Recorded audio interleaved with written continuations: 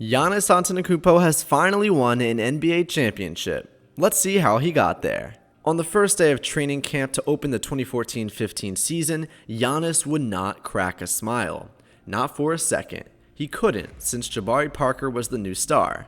Giannis was still the curiosity. The two would eventually come to like each other, even become friends, but not at first. Giannis felt like the Milwaukee Bucks were supposed to be his team. He had earned that after the way he played his first season, and he was going to prove that he was the team leader. Some fans fantasized that the pair could become the Batman and Robin of a potential new era in Milwaukee, but Giannis didn't want to be Robin. He needed to be Batman. Quote, he was not on the throne, quote, Bucks assistant coach Josh Oppenheimer says, quote, but the chair was empty, and he wasn't going to help somebody get there when he thought he had the same amount of ability to get there himself. Giannis and Parker went at each other in every single drill. Bucks coach Jason Kidd was happy about that. He demanded that competitiveness from everyone. He wasn't going to accept another humiliating 15-win season.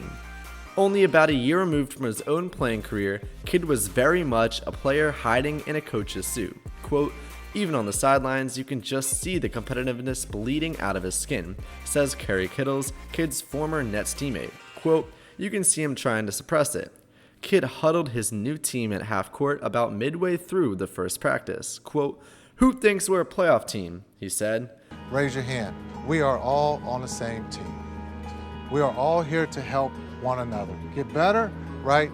We got trainers to get you stronger. Players looked at each other, paused a second, recognizing there was only one right answer, and everyone raised his hand. Good, Kidd said. We're going to practice like it.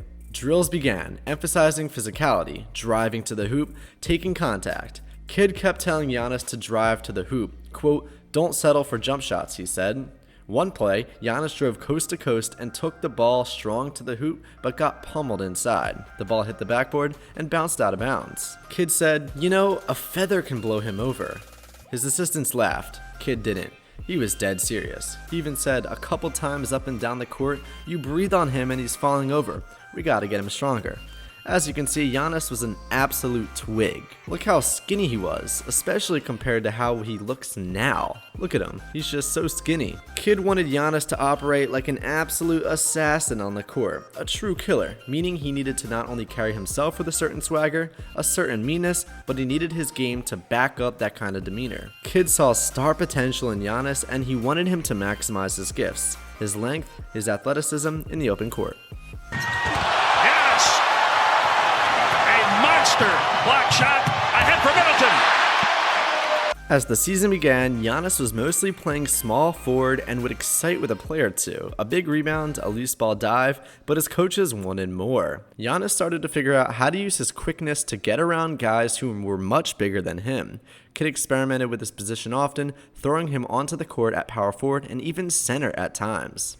Against the Memphis Grizzlies, Giannis targeted Zach Randolph, the Grizzlies' 250-pound terror. Randolph's body was like a concrete wall. Just watching him yank a rebound out of the air made you flinch. But not Giannis. Giannis had bulked up a bit, but still looked pretty flimsy. Elbowing Randolph in the back, hitting him, shoving him, Randolph dominated him, which was Randolph's plan all along. Quote, I was trying to put him under the rim, quote, Randolph recalls. But Giannis kept fighting. He had no quit in him. This showed that Giannis had the absolute gold of a heart even when he was a rookie and in his second year as a flimsy, small, and even bad player. But over the years, he got bigger, he got stronger, he even got taller. And Giannis grew into the star player that he was meant to be. Winning 2 MVPs and countless All-Star awards, Giannis entered the 2021 NBA playoffs with some confidence. But leading his team into the 3rd seed behind the Philadelphia 76ers and the Brooklyn Nets, their playoff chances didn't seem to be the greatest to win the NBA Finals.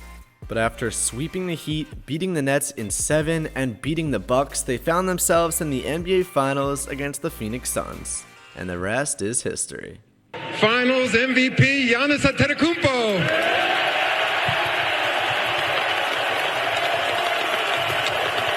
Moments after Giannis led Milwaukee to its first championship in 50 years, the 2021 NBA Finals MVP went to Instagram to share his excitement with his brother Thanasis on winning the title. Giannis said, I am a effing champion. No one can say S to me. With this historic championship win and a 105-98 win over the Phoenix Suns, the Bucks ended their half-century title drought, the 5th longest in NBA history.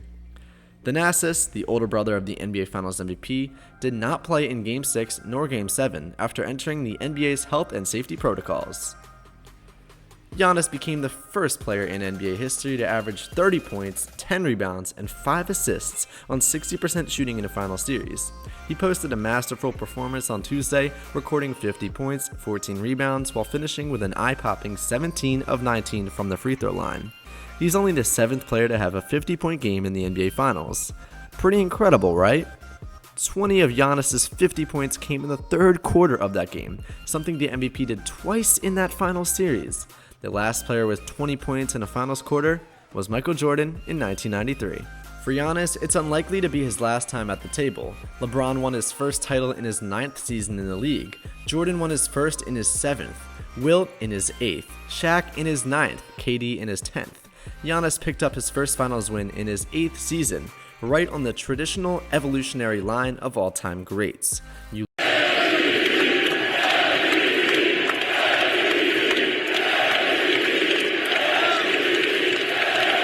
lose, then you develop, then you grow, then you win, and you don't stop winning until the next all-time great rises to stop you. Some of the aforementioned all-timers spent years in college honing their game. At 18, Giannis was still dribbling around folding chairs in a leaky gym in Greece during his downtime, trying to attract the attention of NBA scouts. Now he's a 2-time MVP of the league, an NBA champion, and even a Finals MVP champion. He has built his game slowly and methodically, building brick by brick, using one skill to enable another. It means a lot. I want to thank Milwaukee for believing in me. Thank my teammates, man. They played hard every freaking game. His versatility, the ability to switch between a run-and-gun style in the regular season and a grimier style in the postseason is what makes him special. Few super-duper stars in the history of the sport have had the kind of physical tools and selflessness to make such large adjustments on the fly. And to think, at the age of 26, he is still only scratching the surface of his all-around game. At some point, he will be able to blend those styles mid-game, and his outside shooting will improve. So will his decision-making and his vision as a passer. Giannis, Lopez for 3. You can see it. Soon, he will be able to toggle to whichever style will win on a possession-to-possession, game-to-game, or series-to-series basis. Good luck to anyone else once that clicks. Well guys, I hope you enjoyed this video of Triple Double Nation. If so, hit that like button, subscribe, and hit that post notification bell so you never miss an upload. And I'll see you guys in the next video. Have a great day.